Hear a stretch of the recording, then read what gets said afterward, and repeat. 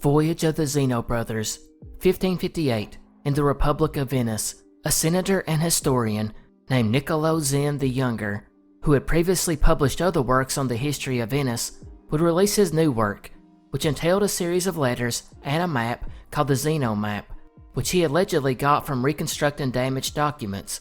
Now, Niccolo Zen actually came from a line of fairly famous Phoenicians, most famously Carlo Zeno, 1333 to 1418, who was an admiral and hero for Venice in the war against Chioggia fought between 1378 and 1381. But more importantly to our story, he was also the descendant of Carlo's brothers, that of the famous Zeno brothers, Antonio and the elder Niccolo, who held the franchise for transportation between Venice and the Holy Land during the Crusades. But it's what the younger Niccolo was revealing now that brings us back to our next claim, because these letters revealed by Niccolo allegedly dated back to 1400 and documented a voyage of exploration that was took throughout the North Atlantic under the command of a prince named Zichmany, who some claimed was really Henry Sinclair. And if you remember back to part 1, we actually discussed Henry Sinclair, as well as Zichmany and the Zeno brothers connection, but this time we're focusing on the Zeno brothers side of events. According to the letters, or at least some interpretations of them, the Zeno brothers would not only sail through the North Atlantic, but also on over to North America, which of course would put them ahead of Columbus by nearly a century. The letters are divided into two parts, the first part being letters from Niccolo to Antonio.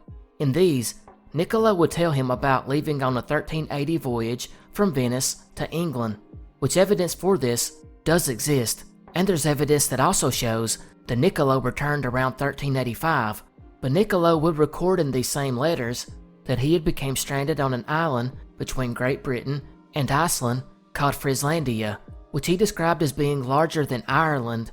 He would go on to say that he was rescued by Zichmany, a prince over some islands called Porlanda.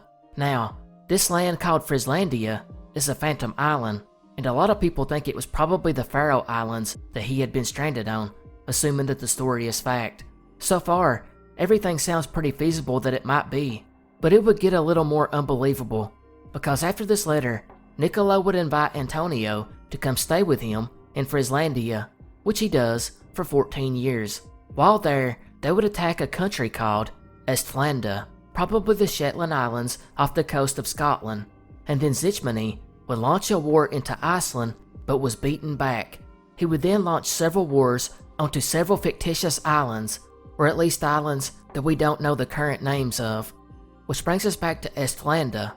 It's possible this was mistook for the word Islanda, or what is now known as Iceland. Regardless, at some point, Niccolo would leave for Greenland, where he found a monastery that had central heating, although if you don't believe Estlanda was actually the Shetland Islands or somewhere else, then it's totally possible that he really did go to Iceland, where he found central heating, since geothermal heating was used there at the time. It's here that the story really takes an interesting turn, because Zichmany would relay that a group of lost fishermen from Frislandia had returned after they had vanished over 25 years earlier. These fishermen described as Zichmany landing far to the west in a land called Estadaland and Drogeo. In this land, they found strange animals as well as cannibals, whom they only escaped from after teaching them how to fish. Zichmany was intrigued, so he would take a voyage there with Antonio at the head of the fleet. It's here they sailed west and found a large island called Icaria, another phantom island. But these letters would record that the people of Icaria greeted them before they could make landfall, and one of them spoke a language that Zichmany understood, and he understood it well, because they told him and the Zeno brothers they were not welcome, and they would fight them to the last man. Zichmany would then try to sail on around the island trying to find a place to land, but the inhabitants never let him get close enough. Soon they gave up and sailed further west to the southern tip of a land called Ingrulanda, where Zichmany noted he did like the climate and soil, but it was too inhospitable. Probably Greenland. The Zeno brothers soon left for home, while Zichmany stayed to explore further and build a town, which brings us back to the focus of this claim, that of Estadaland. It is shown as the furthest land on the western Atlantic on this map, and would be right around the area of Labrador on the northeastern coast of North America, while Royllo is said to be somewhere on the North American coast, most likely the New England area, where it was said they seen more civilized tribes that had cities and temples, which of course would not be the first claim, since the Vikings did set up a colony around this area previously, but it would put the Zeno brothers before Columbus. Frieslandia showed up basically on every map of the time period, and was basically Iceland, hence the name Friesland.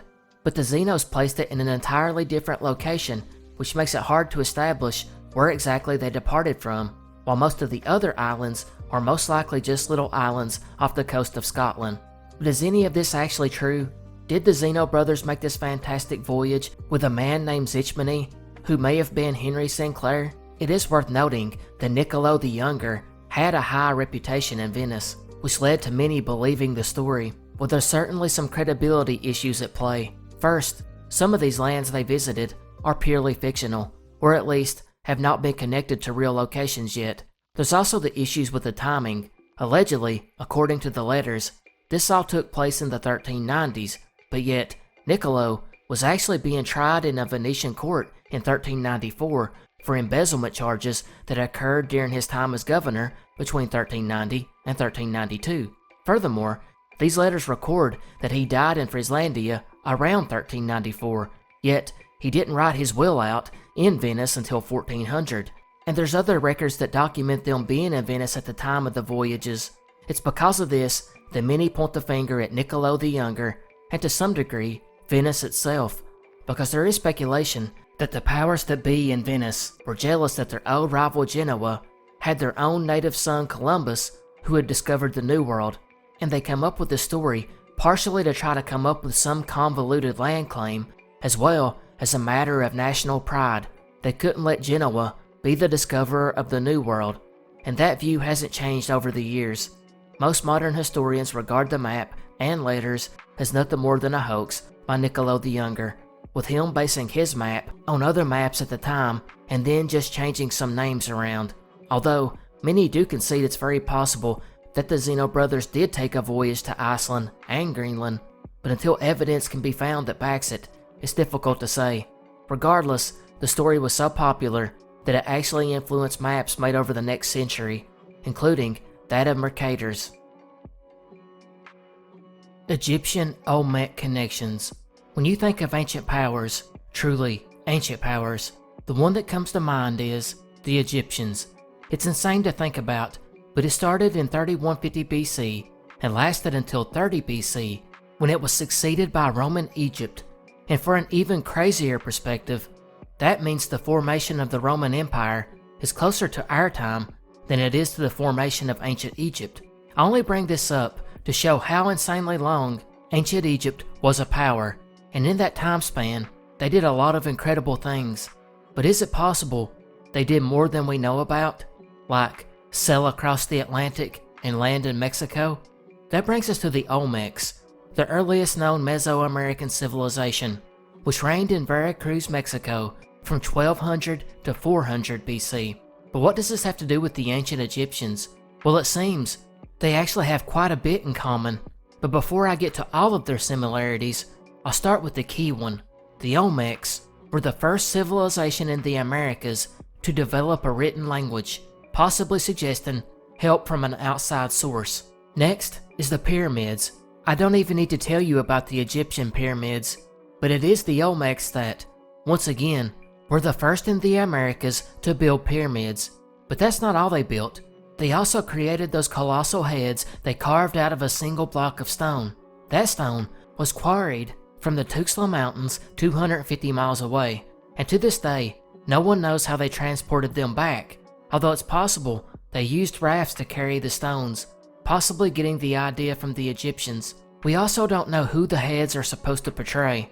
Some say it could have been their famous rulers, but the more interesting theory is one we have discussed previously, that they could actually, because of how they look, be portraying Africans, which came about because of their contact with Egypt. When it came to religion, both Egyptians and the Olmec practiced polytheism, and the Egyptians also had two types of temples they worshipped at, and one of these had a roof that was a pyramid shape. And whereas for decades, historians believed the pyramids used by the Olmec were places of worship, it's now known that not only were they places of worship, but also a place where they buried their kings, just like the pharaohs. Although, the pyramids in Mesoamerica are quite a bit smaller. Next, we know the Egyptians had a lunar calendar, which was then followed by a solar one.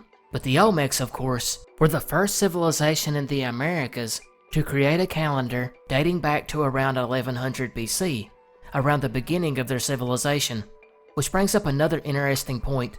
The closer you go to the formation of the Olmec civilization, the more Egyptian it becomes, suggesting that Egypt was there at first to influence or perhaps colonize the region. For example, some of the earliest depictions of the Egyptian god, Hapi, shows him sitting inside a bird snake, like he's in the middle of traveling, while holding an object in his hand, and the Olmec god, Quetzalcoatl, shows basically the same thing. And I should clarify here, although Quetzalcoatl is mainly known as an Aztec god, there are depictions of it going back to the time of the Olmec.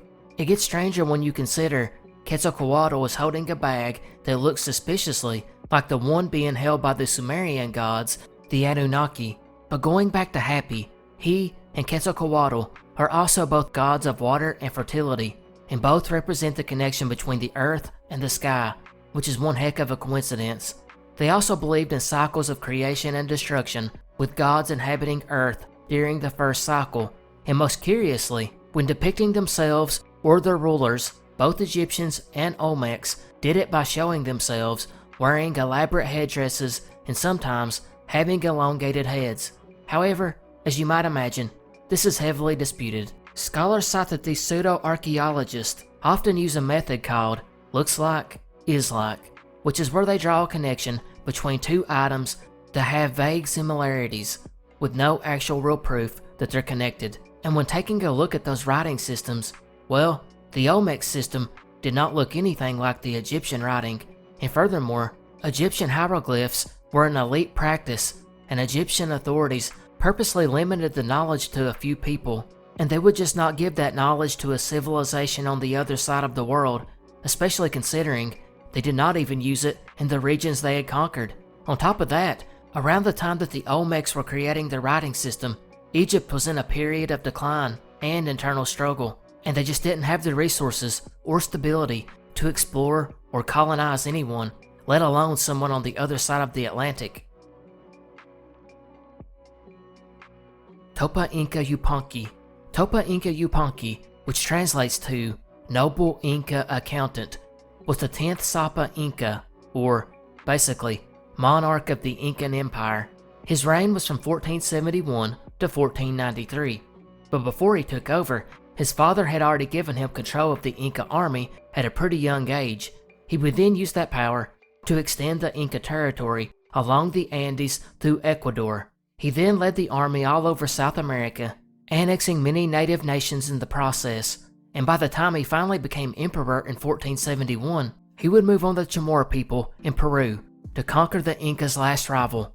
In all, he may be the most important Inca emperor, stretching the country's territory much further than any of the others, but his territorial conquests are not why we are discussing him in this video.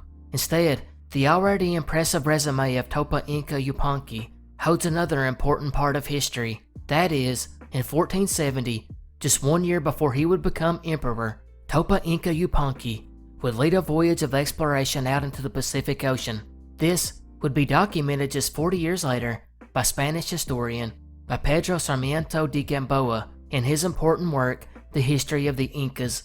Pedro would record that sometime around Topa Inca Yupanqui's military campaigns of extending the Incan Empire, some merchants sailing from the Pacific Ocean would land in Tumbes, Peru. These traders had never been seen by the Inca before, and when asked about where they came from, they stated some islands called Avachumbi and Ninachumbi, locations that had many people and much gold. Now word would make its way back to Topa Inca, and he, who was very ambitious and nowhere near satisfied with his success up to this point, wanted to stretch the empire even further out across the ocean. So he decided to put together this expedition in which they would build a huge number of balsa ships and take 20,000 men, sail out into the ocean and look for these islands. And he succeeded, bringing back with him slaves, gold, a chair of brass, and the skin and jawbone of a horse, which that last part in particular is important, because horses were not in the New World until the Spanish brought them in 1492. Now all of these items were stored in the fortress at Cuzco until the Spanish arrived. What happened to them then is a mystery. Pedro would then note, the expedition took anywhere from 9 months to a year, depending on which source you believed. Although, one thing everyone did agree on was that Topa Inca was gone for so long that everyone assumed he was dead. So the key question is, where did Topa Inca go? Well, the main theory seems to be they went to Mangareva, which is the largest island of the Gambier Islands in French Polynesia, while the other location was said to be Easter Island, both being way out in the middle of the Pacific Ocean.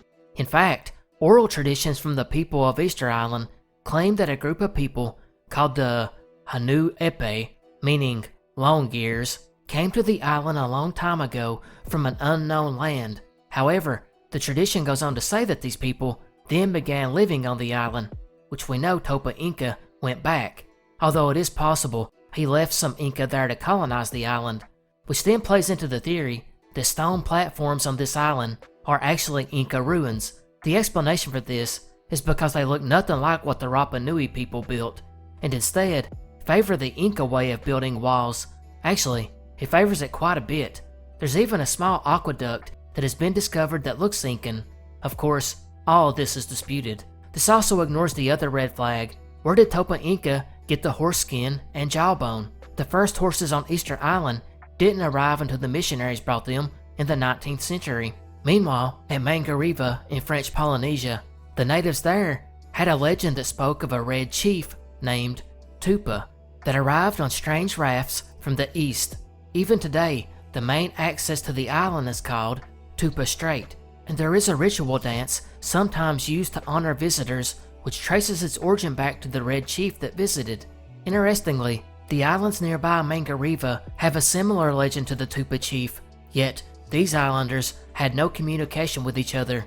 Likewise, the travel time would have taken about a year, and the slaves brought back could have been from the Melanesian tribes of Oceania. The brass chair question, though, is still unanswered, although the horse head may actually have been that of a seal or sea lion, since the South American sea lion wasn't even documented by Europeans until 1800. Which leads to the next point. This story was not recorded only by Pedro Sarmiento de Gamboa, because Spanish priest and writer Miguel Caballo de Balboa would record in his chronicles, called An Arctic Miscellany, that Topa Inca went into the sea and discovered islands called Agua Chumbi and Nina Chumbi, and from there he brought back black-colored Indian captives, a lot of gold and silver, a brass chair, and animal skins like horses. And the reason that this is important is because Caballo wrote this account right around the same time Pedro made his account, but they were both in completely different places in Peru at the time, and neither knew about what the other was writing, yet heard the same accounts on opposite sides of the Inca Empire.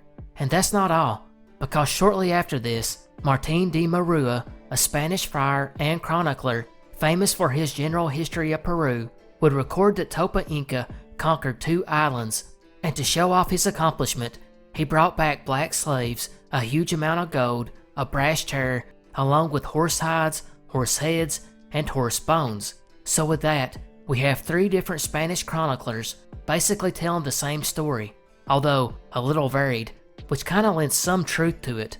Surprisingly, there's not been much research on the actual legitimacy of this expedition, although one historian, Jose Antonio del Busto, wrote an entire book on it called Tupac Yupanqui, Discoverer of Oceania, and his research obviously led him to believe the expeditions did happen. Others believe that Topa Inca did in fact make an expedition, but instead of going out to the Pacific, he instead went north up the coast of South America, where he reached small rock formations about 12 miles off the Peruvian coast. Of course, that doesn't explain the gold he brought back, nor the name Nina Chumbi, which translates to Island of Fire or Island with Fire, meaning wherever he went, most likely had a volcano. Another theory was that of the Galapagos, a little over 600 miles off the coast of Ecuador. This would fit the travel time of around 9 months, and actually makes a lot of sense. But again, no gold, nor were there any of these so-called black slaves, although as we have discussed previously, sometimes that description was also used for the indigenous peoples who sometimes painted themselves. And the least likely theory, they landed somewhere in Australia, which would explain the dark-skinned people and the abundance of gold, but that would be a huge undertaking and not likely to succeed. And finally, some people believe the whole story is exaggerated or straight up fabricated, and more reflect the Spanish obsession with gold, exploration, and distant lands. Or perhaps the Incans did interact with Polynesians, who then told them these tales, which were later embellished. Antillia, Royllo. This is another one of those that we previously touched upon when we discussed the 1424 Pisagano chart back on episode 2 of this series, which was created by Venetian cartographer Giovanni Pisagano. And on this chart, we found a few phantom islands that some believe were the North American coast, that of Antillia, Saeed, Royllo, and Tamar. However, this segment is not about the map. Instead, it's about the legend of Antillia, and to a small degree, Royllo. Antillia is believed to come from the Portuguese term ante ilha, meaning opposite island or face in Portugal. As mentioned in the previous video, the legend revolves around 7 Visigothic bishops that fled during the Muslim conquest of Hispania in 714. These bishops were led by the Bishop of Porto, and they left with their parishioners and set sail west into the Atlantic, where they then stumbled upon an island and decided to settle there. They would then burn the ships to sever the link to their old homes, which were now under Muslim control. These 7 bishops would then go on to build 7 settlements or 7 cities on the island. In some versions of this story, the names are actually given. They are Ira, Antwab, Ansali, Ansasili, Ansadi, Ansali, and Khan. But where does this legend come from? Maybe unsurprisingly, stories of islands in the Atlantic, whether they were fictional or fact, have been around since the time of the ancient Greeks. Heck, the most famous one is Atlantis, told by Plato around 360 BC, while many others discuss the very real Canary Islands before they were officially known to exist. It's centuries later that the spread of Christianity that these legends would begin to take on a more religious tone, like the voyages of Saint Brendan we discussed in a previous video. And considering the people living on the Iberian Peninsula were closest to these real-life islands, it's just possible their fishermen and seafarers visited over the years and came back and told of them, only for the legends to begin.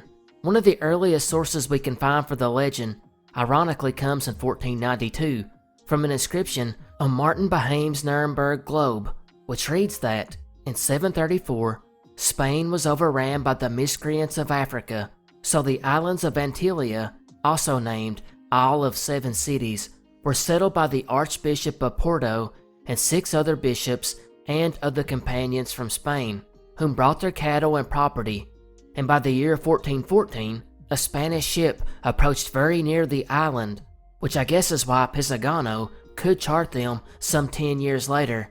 This would be followed up on 15 years later by Dutch cartographer Johannes Roysch, who also left an inscription that the island was originally found by the Portuguese, but was later inhabited by the Spanish after they fled the barbarian invasion. There were 7 bishops there who had their own cities. However, the location of this island had been lost. This would get added on to over the next century, with some writers even saying it was on the same latitude of the Straits of Gibraltar and had many ports and rivers, and sailors had seen it only for it to disappear when they approached.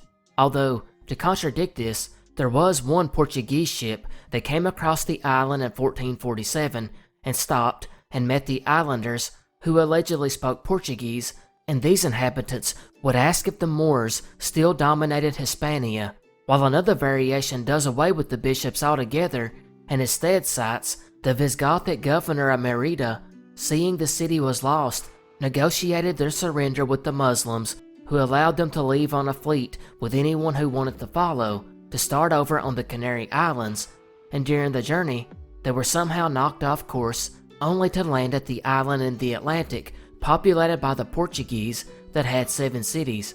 It should be no surprise that it's this legend that led to the 7 cities of gold said to be somewhere in Mexico. Other suggestions are that Antillia might be from the ancient word Aprasatus, which Ptolemy reported to be one of the Fortunate Isle Islands, a mythical set of islands in the Atlantic, possibly the Canaries, while others think it was a poorly transcribed word for Atlantis. Finally, although Royllo is mentioned with this claim, really, it's not talked about much as far as the legend goes. Most of the time, it's only discussed when mentioning it as the smaller companion island of Antillia. Mulan Pi. In 1178, a Chinese scholar named Zhou Qufei would pen a treatise which loosely translates to Representative Answers from the Region Beyond the Mountains, Notes Answering Curious Questions from the Land Beyond the Pass, which is a heck of a name. Its main focus was geography, history, and economy of the territories of South China, but what is important to us is it also provided knowledge of distant lands, which included faraway locations in Africa and southern Spain, or maybe the Americas. Qufei largely wrote this on information that he gathered himself and of course our second-hand accounts, and that's where our claim of Mulan Pi comes in, because although we do not officially know where this location is, scholars hold that it is probably Spain and Morocco during the time period that Spain was occupied by the Berber Muslim dynasty. However, some believe that due to the descriptions given, it is actually somewhere in the Americas, and these descriptions are not given only by Qufei's account. It also appears in another work by a man named Chao Jukua called A Description of Barbarian Nations, Records of Foreign People. And I guess I should clarify here, these are not Chinese claims of Chinese sailors reaching the Americas. Instead, it's a record of Muslim expeditions that reached a region called Mulan Pi, which translates to Magnolia Skin. According to the document, the country of Mulan Pi was to the west of Tashi, across a great sea, and Tashi is what the Chinese called the Arab country. To the west of the sea are said to be a ton of countries, but Mulan Pi is the one that was visited by the big ships of the Arabs. Disembarking from Egypt, they would sail 100 days, which would then take them to this location. These ships were said to carry thousands of men and tons of provisions, which allowed them to reach Mulan Pi and then presumably trade, because Mulan Pi apparently had extraordinary products, like grains of wheat that were 2 inches long, and the melons, which got to be 6 feet round, and their rice and wheat were kept in silos for tens of years without ever spoiling. They also had sheep that stood several feet high and had tails as big as a fan. Most curiously, he would note that the herders slit their bellies open and took out fat and sewed them back up, and the sheep lived on. And he would note if this was not done, the sheep would swell up and die. So as you can see, these are highly exaggerated accounts that seem more like fantasy, but we know that Qufei tried to keep the treatise as legit as he could and tried to steer away from the sensational. However, the downfall for this claim is Mulan Pi taking only 100 days to reach Egypt with the ships of that time period is just not possible, and it's likely that the ships, once they did reach America, could never make a journey back, meaning most likely these ships were just going to Morocco and southern Spain. But this claim also kinda ties into our next claim, that of Khashkhash ibn Saeed ibn Aswad. In 947 AD, a man named Abu al-Hasan Ali al-Musadi, or al-Musadi for short, would finish his lifelong book, The Meadows of Gold. In this medieval Islamic historical document, he would cover a wide range of history, starting with the story of Adam and Eve, going right up to current time. Although it came out before 1000 AD, it would not be translated and published in Europe until 1861, when it was finally translated to French. This would become the standard version for any Westerner hoping to study the text for the following century. when the process of translating to many other languages would begin. The writings are unique in the sense that it's one of the only Islamic historical accounts from the time that shows interest in other cultures. However, the most strange thing he records, and the subject that gets it on this iceberg, is that of Andalusian navigator Khashkhash ibn Saeed ibn Aswad. According to al-Muzadi, in 889 AD, Khashkhash would leave Delba in Islamic-occupied Spain, or known by its Spanish name now, Palos de Frontera, and he would sail off into the Atlantic Ocean, returning at a later date carrying a shipload of valuable treasure.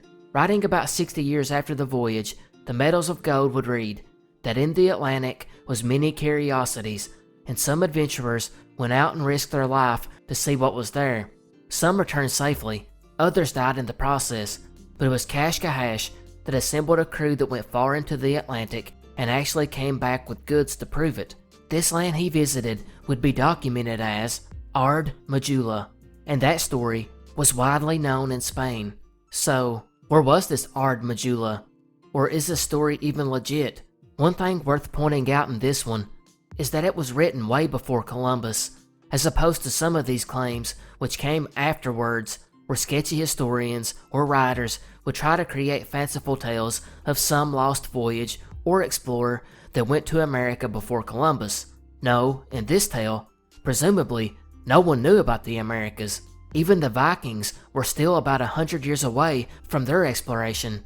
And another thing kinda backing this one is Christopher Columbus's own son would again record that his father learned in Genoa from Muslim sailors that were there trading that it was possible to reach India by sailing west of Europe, which was said to be one of the things that inspired Columbus to take this voyage. While Columbus would also record after reaching Cuba, he found dogs that do not bark, which according to the theory is a Basenji, a dog that originated in Central Africa and does not bark, but produces an unusual yodel-like sound. Finally, some believe that there are Native American words that have an Arabic origin, but there's one issue on this one. As the book has underwent various translations over the past 100 years, the most modern ones believe that Ali al-Muzadi did not even believe the stories himself, because when citing the stories of the brave explorers who went out and never came back, or the ones where some came back but with no goods, or even the one with Khashkhash, he, according to updated translations, calls these wonderful stories, which leads historians to believe he was referring to these in more of a fanciful kind of legend, and that none of these actually occurred, or if they did, it was probably voyages that used old Carthaginian routes towards sub-Saharan Africa. Phoenician discovery of America. If you had to pick one ancient power that outclassed everyone as far as navy and exploration went, who would it be? Why, the Phoenicians, of course. This ancient Semitic civilization would start in the Levant and then slowly expand around the Mediterranean, becoming an ancient power, as well as probably being the top trading country of its time. Heck, its colony Carthage would rise to a higher power than Phoenicia itself and rival the Romans.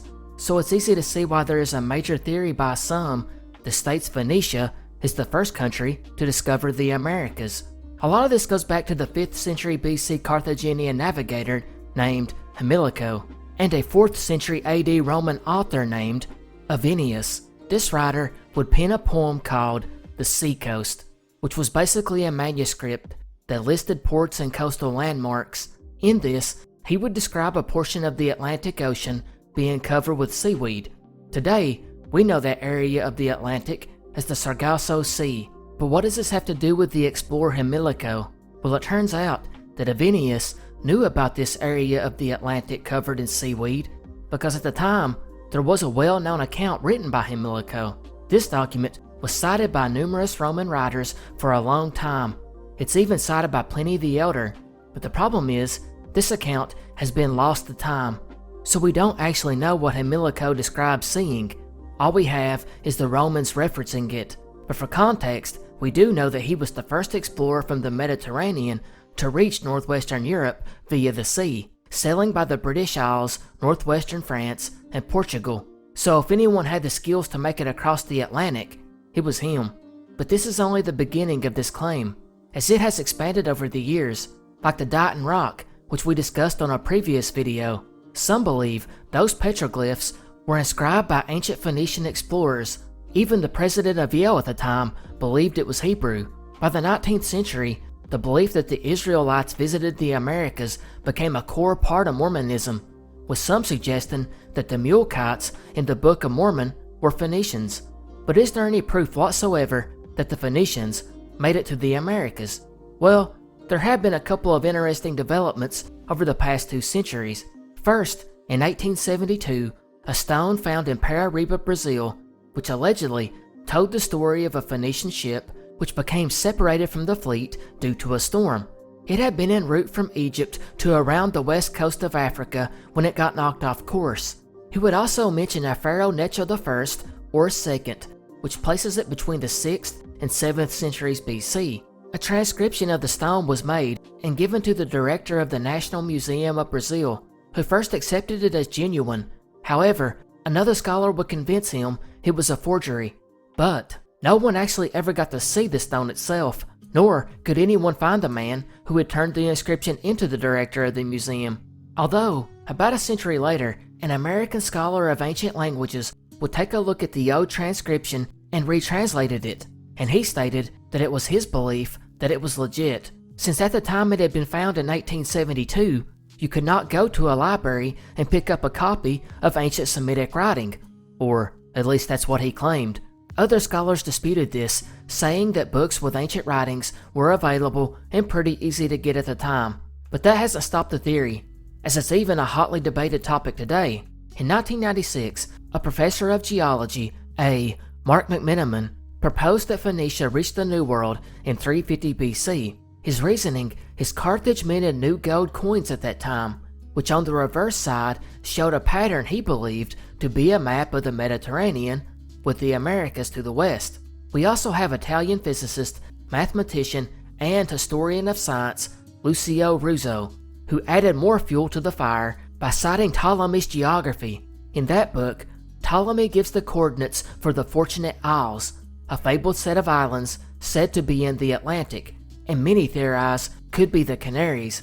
However, Russo points out that Ptolemy mistakenly shrunk the size of the world by a third of the estimate of that of Eratosthenes, whose calculation of the Earth was insanely accurate for 3rd century BC. Russo argues that if you take Ptolemy's coordinates and then enlarge it to the real size of the Earth, then the Fortunate Isles would set in the Gulf of Mexico and become the Antilles, which encompasses Cuba and the other numerous islands in the area.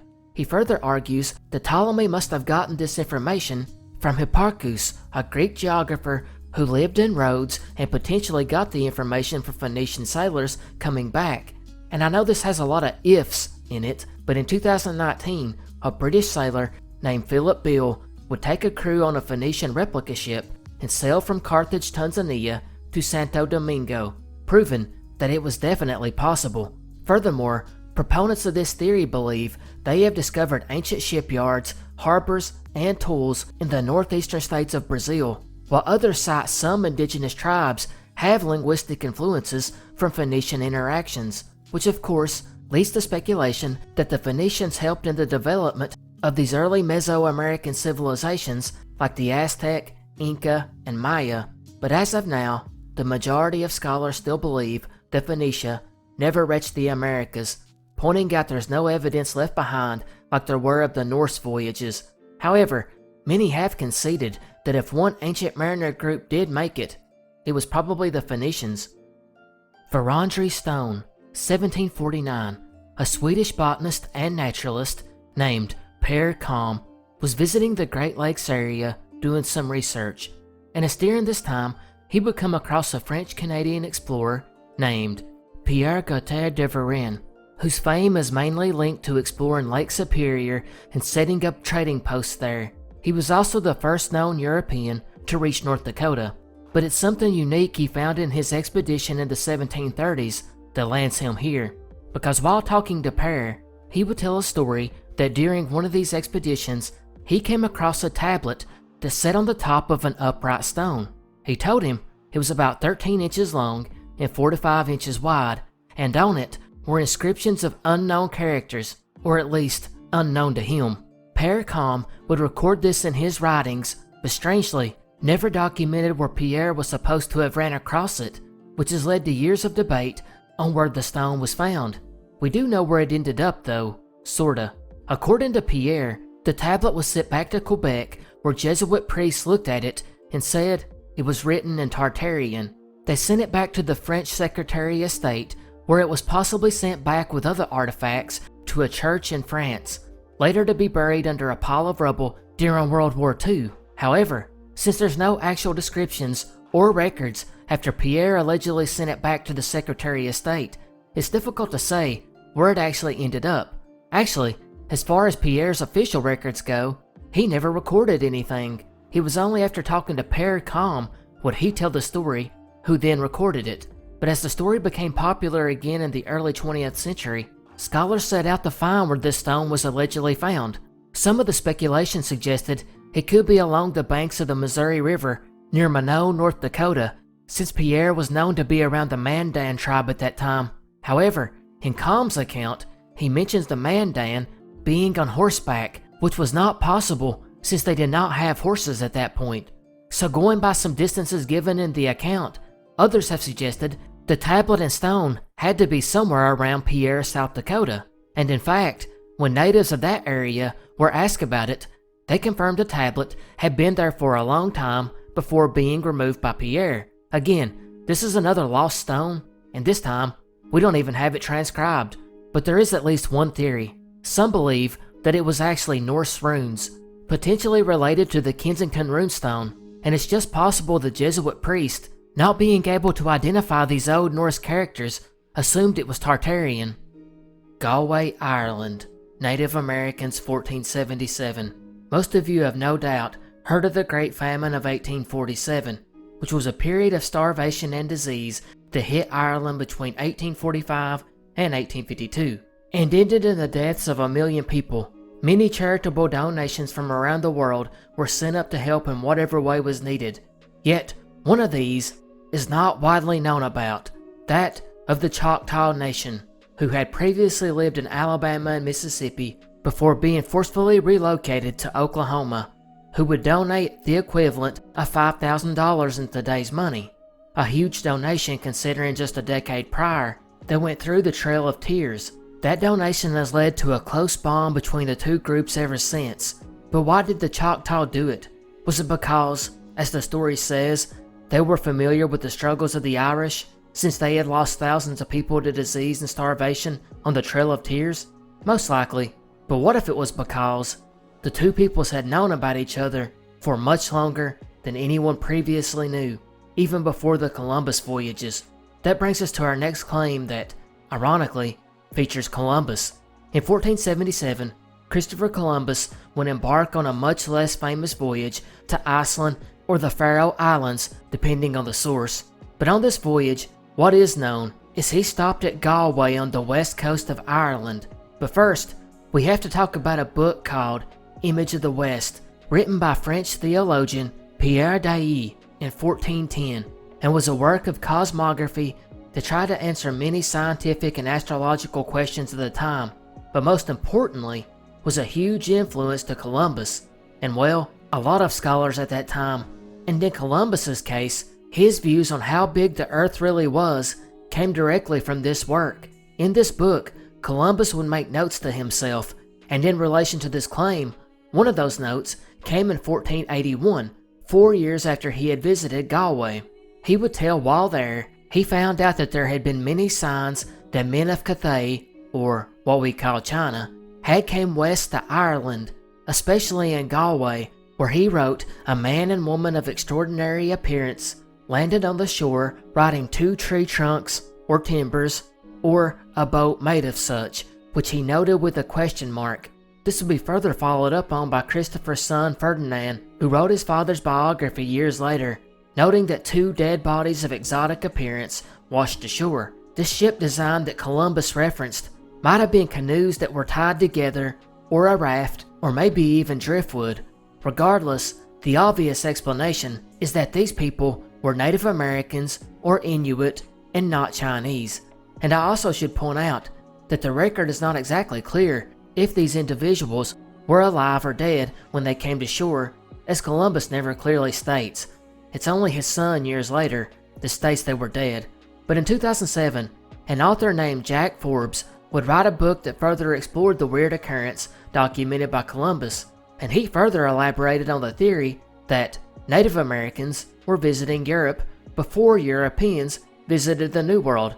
In his work, The American Discovery of Europe, Forbes would tell the story of two women in England who, through random DNA testing, found they had Native American DNA, although neither of them had known previously about it, nor were there any record of this in their family tree.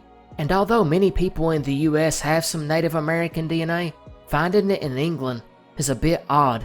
But does this mean Forbes is right? Were Native Americans visiting Ireland, England, heck, different parts of Europe? Well, even if it was super rare for it to happen, we know of a few cases. That of the famous Pocahontas, who after moving to London with her husband, lived there a year before dying. Then, there is Squanto, who after being abducted by the English, was sold as a slave in Spain, and would eventually find his way to England, where he lived before going back to his home in the New World. And we know Pocahontas had a kid, although he spent his life in Virginia, and it's not a stretch to think that Squanto mingled with some of the women in England, and it's not unreasonable to think that there were many other cases like this. However, was that enough to cause people in England to still find Native American DNA in their blood today? Or is it like the author suggests, Native Americans had been visiting Europe for a long time? That I cannot answer. But the book would also point to its main argument, the Gulf Stream. Part of the reason it took Europeans so long to get to the New World was because of the directional flow of this current, which, along with the ocean winds, was hard to navigate against.